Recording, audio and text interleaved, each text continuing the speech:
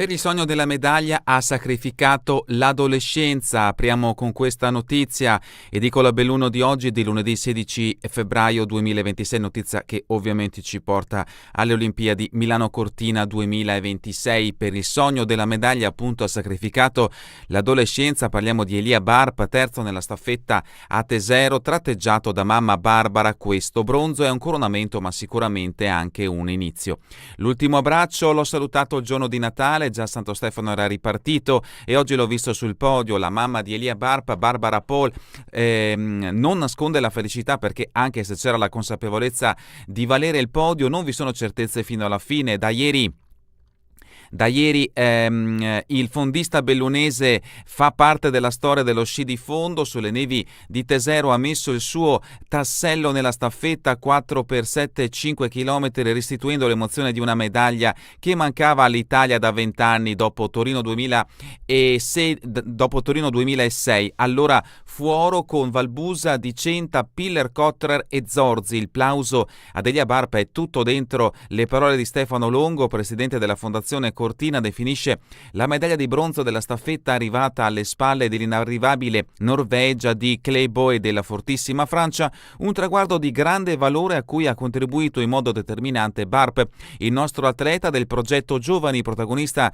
di una prova di carattere e maturità. Riconoscimento per il risultato arriva pure dal ministro per lo sport e i giovani Andrea Abodi. Complimenti a questa squadra fantastica che ha sognato, cercato, voluto e meritato la medaglia. L'ha costruita con impegno e passione per 4 anni.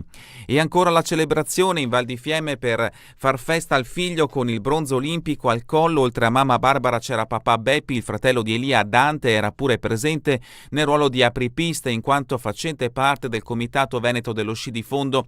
Con altri familiari, mamma Barbara ha potuto seguire la staffetta dalla tribuna. Ho acquistato i biglietti già ad aprile nelle prevendite, sono venuta a vedere tutte le gare. Ieri nella zona Prato c'erano gruppi di bellunesi venuti a tifare per lui. Di Elia la mamma Barbara sottolinea la determinazione: ho l'orgoglio di chi con lo scopo di una medaglia ha sacrificato l'adolescenza. Penso che questo bronzo sia un coronamento e spero, visto il supporto incredibile della squadra, anche un inizio. Certo, ieri il 23enne Barpa ha fatto il suo dovere sugli sci.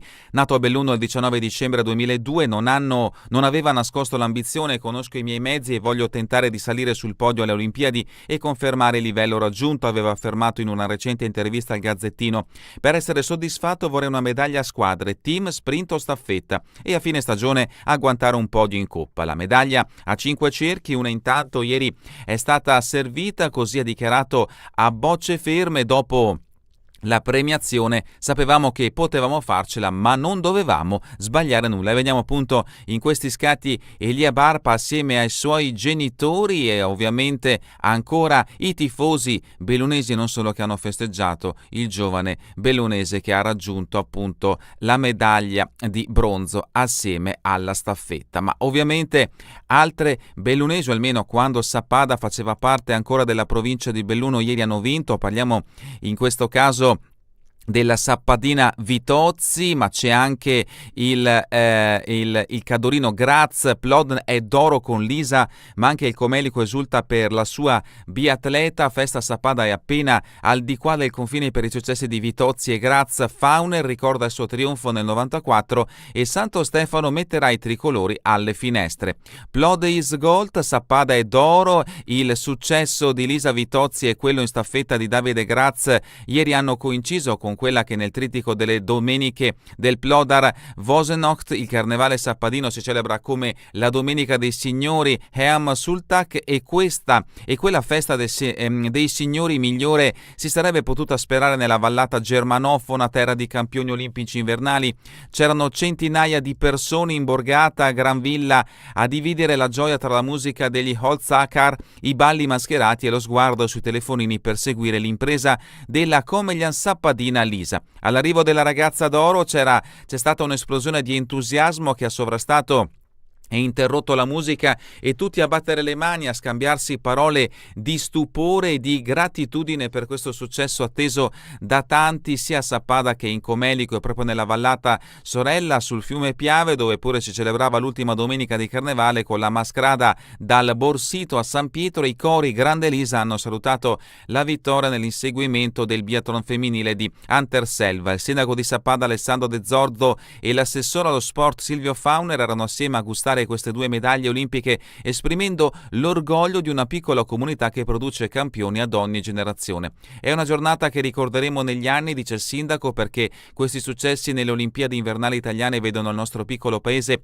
protagonista ai massimi livelli sportivi in discipline dove abbiamo avuto in passato altri grandi campioni, e la presenza femminile con la medaglia individuale di Elisa è dimostrativa di quanto lo sport del biathlon da noi ha aperto la strada sia tra i ragazzi che le ragazze dei gruppi sportivi. Vediamo appunto in questo scatto Lisa Vitozzi felice assieme ovviamente alla campionessa, la vediamo con Fauner e Piller Kotler, in altro l'abbraccio con mamma Nadia e il fidanzato Marco. Davvero complimenti alla Vitozzi anche da parte di tutti noi. Ovviamente le notizie principali di questa edizione di Edicola Belluno sono appunto dedicate a questi prestigiosi risultati alle Olimpiadi Milano Cortina 2026. Vediamo appunto la prima pagina del Gazzettino che abbiamo aperto con questa bella notizia: giochi e emozioni bellunesi senza fine. A Cortina secondo trionfo di Federica Brignone imitata da Lisa Vitozzi, la sappadina con il cuore nel Comelico. Gli appassionati esultano per l'impresa del fondo, staffetta di bronzo con il tirchianese Barp, protagonista assoluto. Gli approfondimenti appunto li troverete da pagina 2 a pagina 4 del Gazzettino di Belluno, e la foto di copertina è dedicata proprio al successo di Elia Barp, che vediamo in questo scatto con i suoi genitori. Mamma Barbara racconta il lungo cammino verso il sogno del podio. E ancora dietro le quinte la pista Olimpia raccontata dalla progettista, più volte modificata, vide l'ultimo intervento in vista dei mondiali 2021. L'incarico di quel progetto fu affidato all'ingegnera Monica Borsato. L'approfondimento di Dibona a pagina 4. Curling, il tifo dello stadio che piace tanto ai giocatori. Silenzio era l'invito della federazione curling, ma ad alcuni atleti non è piaciuto. Un tifo caloroso, dicono, può dare la carica e aiutare nel gioco. L'approfondimento di Dauru a pagina 5. Ancora dalla prima pagina del Gazzettino di Belluno: cane, lupo, Lianzanna, feriti un uomo e il suo cocker.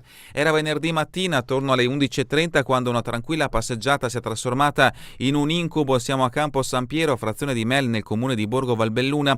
Lungo la strada comunale dietro al bar De Nino, Walter Azzalini, arbitro sportivo e runner, stava camminando con il proprio cane Black, un cocker di 10 kg regolarmente tenuto al guinzaglio, quando improvvisamente da un terreno non recintato è partito un cane lupo cecoslovacco. Secondo il racconto di Azzalini, il cane di grosse taglie era legato con una corda inadeguata. Alla vista dei passanti l'avrebbe spezzata correndo verso di loro e avventandosi sul cocker nel tentativo di aggredirlo. L'approfondimento di Alessandra Dall'Ro a pagina 9. Vodo, siamo a pagina 10 del Gazzettino di Belluno con questo articolo: sta soffocando, salvata dai carabinieri in pattugliamento olimpico in Cadore. Stavano rientrando ai loro alloggi quando hanno visto a bordo strada un uomo con un bimbo in braccio che faceva ampi gesti per fermarli. Così i carabinieri, giunti nei giorni scorsi dalla provincia di Salerno, hanno seguito l'uomo in un bed and breakfast poco distante. A terra si trovava una 71enne priva di sensi, l'hanno salvata.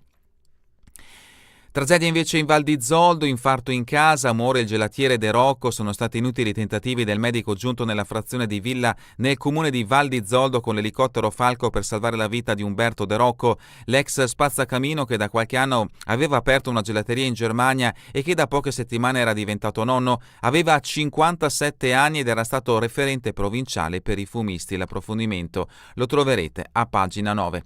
A pagina 7, altro fatto di cronaca: Belluno, giro di spaccio con la fidanzata, in manette un 27enne.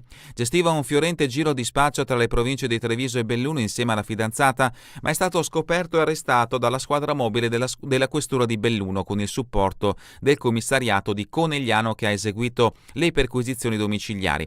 B.I, queste le sue iniziali, 27enne marocchino residente a Follina, con una lunga lista di precedenti, si trova ora agli arresti domiciliari. L'approfondimento di Veceglio a pagina 7.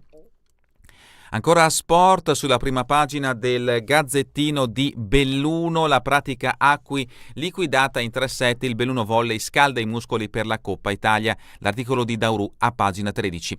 Lazzarini invece firma 2 articoli, questo approfondimento che troverete da pagina 14 a pagina 15, dedicata al calcio, brutto tonfo casalingo, la Dolomiti KO con il Vercelli, parliamo ovviamente di calcio di Serie C. Dal calcio al rugby, altro richiamo sulla prima pagina del Gazzettino di Belluno a firma di Mammani che troverete a pagina 23. Feltre successo a Cesena è il secondo stagionale in A. Il 15° Granata si impone sul Romagna con il risultato di 34-26 e comincia a costruire una classifica che può diventare interessante.